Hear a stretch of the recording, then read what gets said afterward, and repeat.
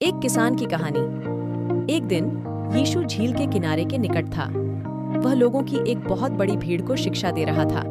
उसे सुनने के लिए इतने सारे लोग आए कि यीशु के पास उन सब से बात करने के लिए स्थान न बचा।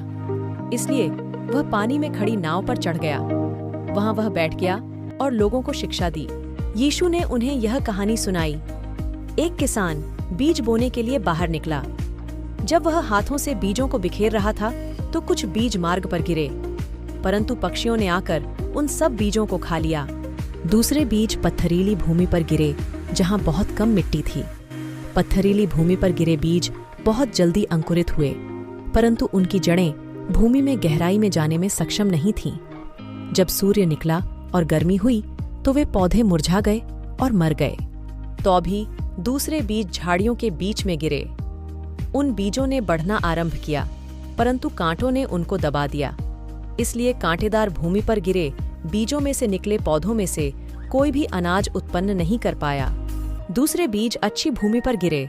वे बीज बढ़े और जितने बीज बोए गए थे उनसे 30, 60 और यहाँ तक कि 100 गुना अनाज उत्पन्न किया।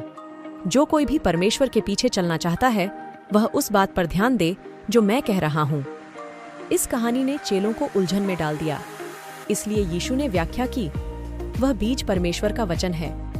वह मार्ग एक ऐसा व्यक्ति है जो परमेश्वर के वचन को सुनता है, परंतु उसे समझता नहीं है। तब शैतान उसके पास से वचन को चुरा ले जाता है, अर्थात शैतान उसे वचन को समझने से दूर रखता है। वह पथरीली भूमि ऐसा व्यक्ति है जो परमेश्वर के वचन को सुनता है और आनंद के साथ उसे स्वीकार कर लेता है। परंतु जब मुश्किल समय आता है या जब अन्य लोग उसे सताते हैं तो वह परमेश्वर से दूर चला जाता है, अर्थात वह परमेश्वर पर भरोसा करना बंद कर देता है।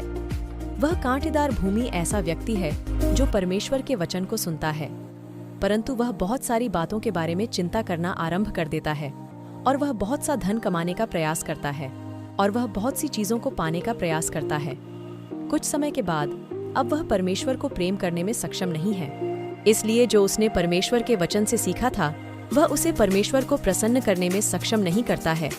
वह गेहूं की डंठलों के समान है जो कोई अनाज उत्पन्न नहीं करती हैं, परंतु अच्छी भूमि वह व्यक्ति है जो परमेश्वर के वचन को सुनता है, उस पर विश्वास करता है और फल उत्पन्न करता है।